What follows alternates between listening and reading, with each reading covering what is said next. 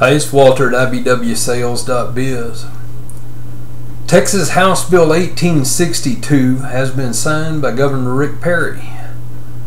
This bill removes switchblades from the list of prohibited weapons under Texas law.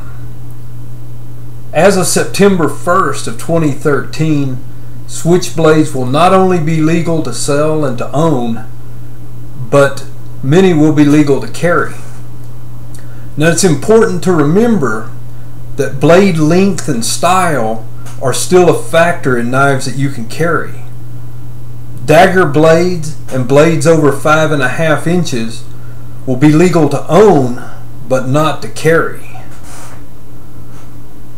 Also, other knives that have been treated as switchblades by the Texas law will now be legal to own and carry, such as the balisong or butterfly knives and gravity operated knives.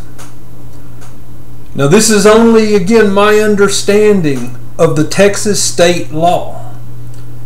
You may still run afoul of local ordinances and customs. Remember, Walter is not an attorney, and YouTube is not a defense in Texas. Thank you.